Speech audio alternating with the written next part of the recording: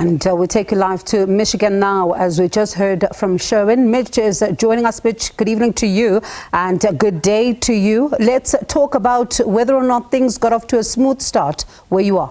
Yes, many people have been voting since the early hours of the morning. In fact, here in the United States, 82 million people already voted before the election day here in the US. Now, there are some key issues here in Michigan where we are at the moment. One is the automotive industry, something that really put Michigan on the map. It's the home state for Ford, General Motors and Chrysler, but over the last 30 or 40 years that industry really has been diminished as jobs have moved out of state. So that's one area that Donald Trump is trying to really get into voters' minds, saying that he's going to bring back manufacturing in this state.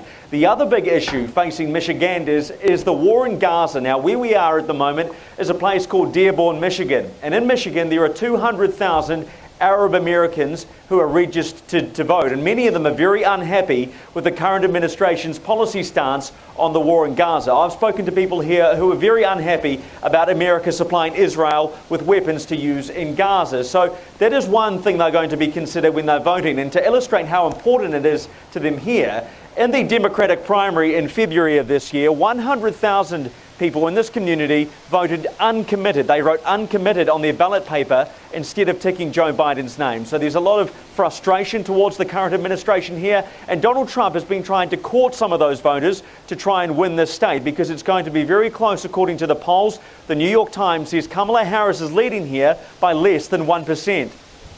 And it's quite interesting that you speak about this uncertainty now, because when one takes a step back to 2020, for example, President Joe Biden won comfortably with like 51 when it comes to the percentages. And then you look at Donald Trump coming at around 48. But now if you have uncertainty in such a key swing state, it tells you that it's anybody's guess which direction it might go. That's absolutely right, and that really illustrates what you've just said, the divisions in the state. For example, outside this polling station this morning, I spoke to two groups of voters within about 1 minute of each other. I spoke to one young man and said, "Who are you voting for?" And he said Donald Trump, because he's a strong man, and he reiterated what he believed was the fact that Kamala Harris would be a puppet of other people if she was to become the President of the United States. A couple of moments later, I spoke to a couple walking in with their young child, and they said they were voting for Kamala Harris, and there was no way that they were going to vote for Donald Trump. In terms of the history in the state, Donald Trump actually flipped Michigan red for the Republicans in 2016 for the first time since 1988. Since then, it had voted Democrat, but he managed to flip the state only by 11,000 votes. And then, as you say, Joe Biden won it back in 2020 by around 150,000 votes. And while that might seem like quite a lot, it represented only 3 percentage points. So both 2016 and 2020 have been very close here. And as I pointed out earlier, the polls show it's going to be a very close one here in Michigan again. But it's also important to note that 3 million people have already cast their ballot in this state. That's just under half of the number of registered voters there are in Michigan. So tonight we might get some results very early because of those early votes.